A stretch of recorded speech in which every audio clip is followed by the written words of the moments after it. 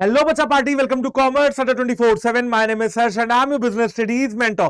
फटाफट से आ जाइए क्लास के अंदर और आप लोग आते ही एक नोटबुक और एक पेन निकाल लीजिए। इसी के साथ आपको मैं क्या पढ़ाने वाला हूं ये बताने वाला हूं। तो देखो यार, हम लोग आज क्या पढ़ने वाले हैं? हम लोग पढ़ने वाले हैं प्राइमरी और सेकेंडरी मार्केट के बारे में। तो यार देखो, सबसे पहली बात तो ये कि इस पूरे जो चैप्टर है ना फाइनेंशियल मार्केट की, 2 वीडियोस मैं पहले ही इस चैनल पे ऑलरेडी डलवा चुका हूं। यानी कि आपका जो पार्ट है, पार्ट नंबर 1, जहां पे हम लोगों ने फाइनेंशियल मार्केट को समझा था, फाइनेंशियल मार्केट के फंक्शंस को और फाइनेंशियल मार्केट के पार्ट्स को समझा था। फिर आया पार्ट नंबर 2, जहां पे मैंने आपको मनी मार्केट और कैपिटल मार्केट पढ़ाया था। और ये है पार्ट नंबर 3, प्राइमरी और सेकेंडरी मार्केट का। तो अब देखो यार, प्राइमरी और सेकेंडरी मार्केट ना कैपिटल मार्केट के ही 2 पार्ट्स हैं। तो आज की इस वीडियो में हम लोग उन्हीं चीजों को कवर करने वाले हैं जो प्राइमरी और सेकेंडरी मार्केट से रिलेटेड होंगी, और एक चीज प्राइमरी मार्केट के मेथड्स ऑफ फ्लोटेशन भी कवर करने वाले हैं, है ना। चलो, तो यार सबसे पहले मैं आपसे 2-3 चीजें कहूंगा कि भैया आपको क्या करना है। आपको इस चैनल को सब्सक्राइब कर देना है, ताकि ऐसे ही क्लास 12th की प्रिपरेशन के सारे लेक्चर्स आपके साथ पहुंच जाएं, आपके सामने पहुंच जाएं, और आप उनका फर्स्ट मूवर एडवांटेज उठा सको। इसके अलावा आपको इन सारे सेशंस को अपने दोस्तों तक शेयर कर देना है, एंड हमारी प्लेलिस्ट को देखना मत भूलना। जो हमने आपके लिए प्लेलिस्ट तैयार की है इसी चैनल पे, चाहे वो मैं हूं, अमन सर हो, चाहे प्रिंस सर हो, सभी की प्लेलिस्ट आपके लिए बिल्कुल तैयार रखी हुई है। आप जा सकते हैं और सारे चैप्टर्स को, सारे पार्ट्स को वन शॉट्स में भी और अलग अलग पार्ट्स में भी कवर कर सकते हैं। तो चलो यार शुरू कर देते हैं अपने प्राइमरी और सेकेंडरी मार्केट को। सबसे पहले हम लोग समझेंगे प्राइमरी मार्केट को, लेकिन उससे पहले जो बच्चे ये वीडियो पहला देख रहे हैं ना, यानी कि जो बच्चे पहली बार इस चैनल से कनेक्ट हुए हैं, उनको क्या करना है, उनको प्राइमरी और सेकेंडरी मार्केट से पहले मनी मार्केट और कैपिटल मार्केट, और जो पहला वाला टॉपिक था ना फाइनेंशियल मार्केट, वो समझ लेना है। फिर भी मैं आपको बता देता हूं कि भाई मैंने उस दिन क्या पढ़ाया था। मैंने आपको यह बताया था कि बेटा फाइनेंशियल मार्केट जो है ना, उसके 2 पार्ट होते हैं। एक आपका मनी मार्केट है और एक आपका कैपिटल मार्केट है। कैपिटल मार्केट के 2 पार्ट है, एक आपका प्राइमरी मार्केट है और एक आपका सेकेंडरी मार्केट है। तो हम लोगों ने ये 2-3 चीजें कवर कर ली हैं। आज हम ये 2 चीजें और कवर करने वाले हैं। सबसे पहले primary market, secondary market, capital market के पार्ट्स होते हैं, तो सबसे पहले वही लाइन पढ़ लेते हैं। Primary market is a segment of capital market. Capital market का एक सेगमेंट है हमारा प्राइमरी मार्केट, ठीक है ना। एक तो ये बात हो गई।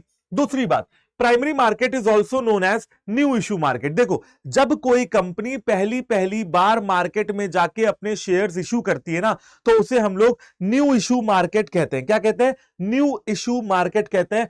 अगर जैसे मान लो मेरी कंपनी है और मेरी कंपनी पहली पहली बार जो है जा रही है और मार्केट में जाके शेयर्स इशू करने की सोच रही है, तो मुझे कहां जाना पड़ेगा? मुझे प्राइमरी मार्केट में जाना पड़ेगा, ठीक है। समझ गए? आपकी कंपनी होगी तो आपको भी प्राइमरी मार्केट में जाना पड़ेगा। As the securities are issued for the first time, क्योंकि यहां प्राइमरी मार्केट में सिक्योरिटीज इशू की जाती हैं पहली पहली बार by the companies through this market. इस मार्केट में कंपनियों के द्वारा पहली बार सिक्योरिटीज इशू की जाती हैं, इसीलिए इस मार्केट का नाम न्यू इश्यूज मार्केट भी है। लेकिन अब यहां पे एक बात देखने वाली है, सोचने वाली है कि बेटा यहां पे ना कंपनीज इशू कर रही हैं। क्या कर रही हैं? कंपनीज शेयर को इशू कर रही हैं। तो देखो, ये आपकी कंपनी है, कंपनी को पैसा चाहिए, और ये आपकी पब्लिक है। भाई पब्लिक को क्या चाहिए? शेयर चाहिए। तो पब्लिक ने पैसा दिया और पब्लिक को क्या मिला? पब्लिक को शेयर्स मिला। समझ रहे हो? कंपनी के पास शेयर है, कंपनी ने शेयर दिए और पब्लिक ने पैसे दिए, ठीक है ना। तो इसे हम लोग क्या कहते हैं? प्राइमरी मार्केट की व्यवस्था कहते हैं। और आप इसको इंग्लिश में कह सकते हो इनिशियल पब्लिक ऑफरिंग, यानी कि आईपीओ। बेटा इसको हम लोग आईपीओ भी कहते हैं। देखो, जब भी कोई कंपनी को प्राइमरी मार्केट में अपने शेयर्स इशू करने होते हैं ना, तो वो आईपीओ करती है, इनिशियल पब्लिक ऑफर, ठीक है। आगे समझते हैं।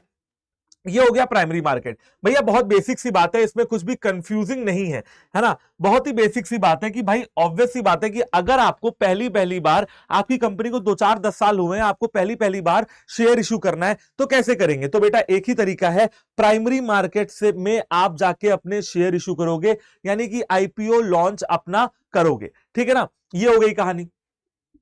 ओके, लेकिन यहां पे सोचने वाली बात एक और है कि बेटा यहां पे 2 पार्टीज है, एक तो कंपनी है और एक इन्वेस्टर है। कंपनी क्या कर रही है? शेयर बेच रही है। तो सबसे पहले मैं आपको यह बता देता हूं कि यहां पे पार्टीज कौन है। यहां पे 2 पार्टीज हैं, एक तो कंपनी है और एक इन्वेस्टर है। ठीक है, कंपनी यानी कि जो शेयर बेच रही है, इन्वेस्टर यानी कि जो शेयर खरीद रहे हैं, पैसे दे रहे हैं। तो यहां पे दो पार्टीज है। It involves dealing between the company and the investors. अब एक बात बताओ, क्योंकि कंपनी यहां पे अपने शेयर्स को इश्यू कर रही है, तो प्राइजेस को तय कौन करेगी? कंपनी तय करेगी। तो वो भी देख लेते हैं। Prices of the securities are determined by the companies. अपने शेयर्स के प्राइजेस कौन तय करेगी? कंपनी खुद तय करेगी। ओके, ठीक है। उसके बाद इसको हम लोग न्यू इशू मार्केट कहते हैं। ये भी पॉइंट आपको समझ में आ गया, क्योंकि पहली बार शेयर इशू करते हैं, इसलिए इसको हम लोग न्यू इशू मार्केट कहते हैं। कंपनियां प्राइसेस तय करेंगी, तो वो हो गया। और यहां पे दो पार्टीज है, कंपनी और इन्वेस्टर, तो वो भी हो गया। इसके बाद एक चीज और, प्राइमरी मार्केट की कोई भी फिक्स्ड लोकेशन नहीं है। देखो, सेकेंडरी मार्केट की फिक्स लोकेशन है, जिसको हम लोग स्टॉक एक्सचेंज बोलते हैं, बॉम्बे स्टॉक एक्सचेंज और नेशनल स्टॉक एक्सचेंज। लेकिन प्राइमरी मार्केट की कोई भी फिक्स्ड लोकेशन नहीं होती है ना। अच्छा, एक चीज और भाई, ये मुझे आपको लिख के थोड़ा समझाना पड़ेगा। एक तरफ है कंपनी और एक तरफ है इन्वेस्टर। अब बेटा एक चीज बताइए आप, कि अगर कंपनी अपने शेयर्स को बेचना चाह रही है और इन्वेस्टर्स अपने पैसे को कंपनी को देना चाह रहे हैं, ठीक है ना, यही हो रहा है। बिल्कुल।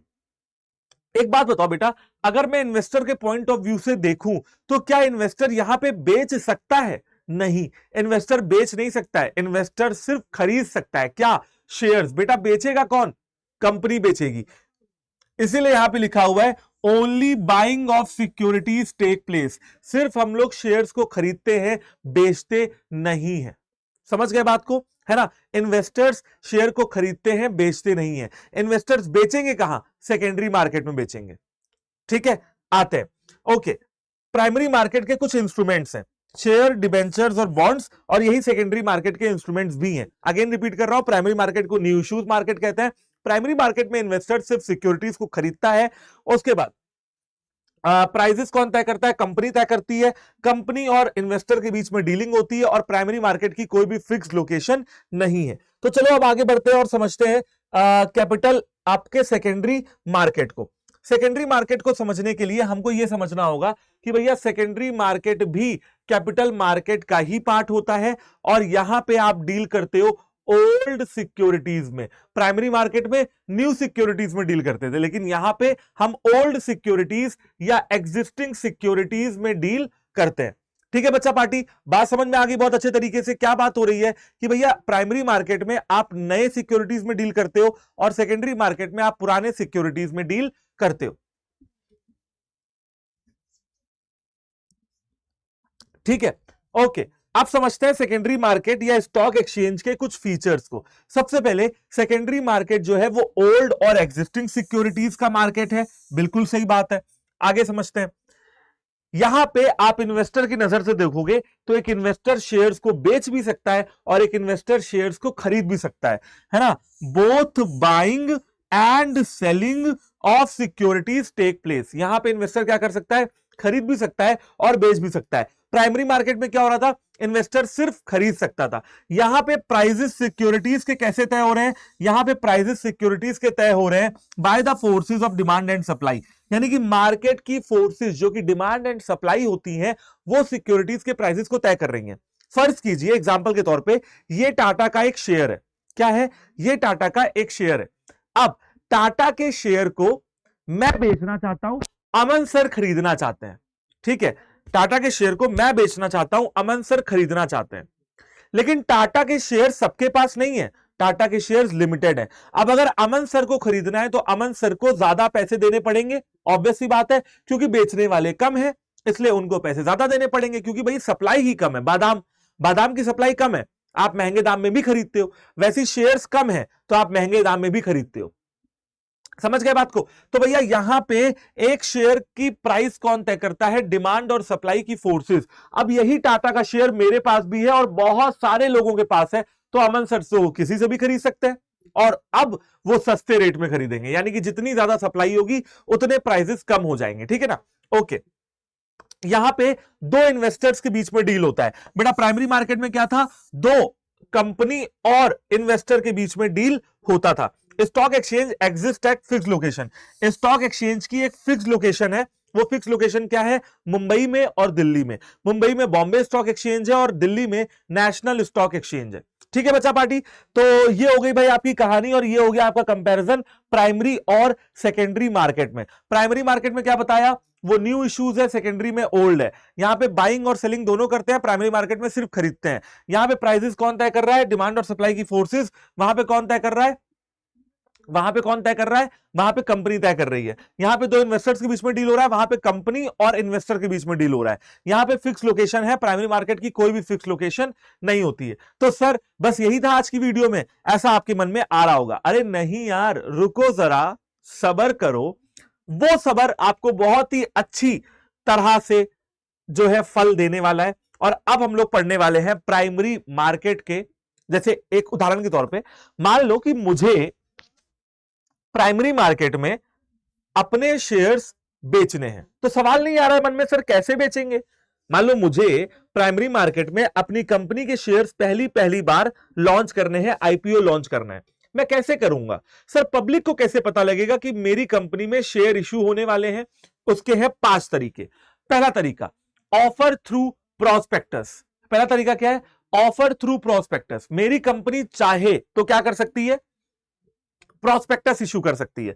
प्रोस्पेक्टस क्या होता है? जैसे बेटा तुम्हारे स्कूल की मैगजीन होती है ना, स्कूल की मैगजीन होती है, स्कूल का प्रोस्पेक्टस होता है जहां पे स्कूल के बारे में सारी इंफॉर्मेशन दी होती है। स्कूल कब बना, स्कूल के फाउंडर कौन थे, प्रिंसिपल कौन थी, कब आना है, कब जाना है, क्या ड्रेस पहननी है, एनुअल फंक्शन कब होगा, 15 अगस्त में क्या हुआ था, ये फोटो छपती है ना प्रोस्पेक्टस में। यानी कि किसी को भी स्कूल के बारे में अगर सारी इंफॉर्मेशन चाहिए तो वो स्कूल की उस साल की मैगजीन या प्रोस्पेक्टस को पढ़ सकता है। बिल्कुल वैसे ही कंपनी के लिए भी प्रोस्पेक्टस होती है। अगर किसी को भी कंपनी के बारे में पूरी जानकारी चाहिए तो वो कंपनी के प्रोस्पेक्टस को पढ़ सकते हैं। The company approaches the members of the general public directly by issuing a prospectus. Company public तक पहुंच पाती है प्रोस्पेक्टस डायरेक्टली इशू करके, और उसी प्रोस्पेक्टस में लिखा होता है कि हमारी कंपनी अपने शेयर्स आईपीओ में लॉन्च करने वाली है, कितने रुपए के होंगे और आप सबको खरीदने हैं। ठीक है, पहला तरीका तो ये हो गया। दूसरा तरीका क्या है कि खुले पब्लिक में घोषणा कर दो, ऐलान कर दो कि हम जो है आईपीओ लेके आ रहे हैं, हम जो है बेच रहे हैं अपने शेयर्स। और वो ऐलान किसके द्वारा होगा? वो ऐलान होगा इंटरमीडियरीज के द्वारा, है ना, इशुइंग हाउसेस के द्वारा और स्टॉक ब्रोकर्स के द्वारा। यहां पे कंपनी अप्रोच करती है members of general public direct indirectly through intermediaries like issuing houses और स्टॉक ब्रोकर्स। ठीक है बच्चा पार्टी, बात समझ में आ गई ना? इंटरमीडियरीज और इशुइंग हाउसेस और स्टॉक ब्रोकर्स के द्वारा जब कंपनी पब्लिक तक पहुंचती है, इसे हम लोग कहते हैं ऑफर फॉर सेल। तीसरा तरीका क्या है कि भैया पब्लिक में जाओ ही नहीं। जैसे मेरी कंपनी है और मेरी कंपनी को शेयर इशू करना है, तो मैं पब्लिक में गया ही नहीं। मैंने पता है क्या किया? मैंने अपने रिलेटिव्स को शेयर बेच दिए, मैंने अपने एम्प्लॉय के रिलेटिव को शेयर बेच दिए, मैंने बोर्ड ऑफ डायरेक्टर्स को शेयर बेच दिए। इसे हम लोग क्या कहते हैं? इसे हम लोग कहते हैं private placement of shares. The company can raise finance.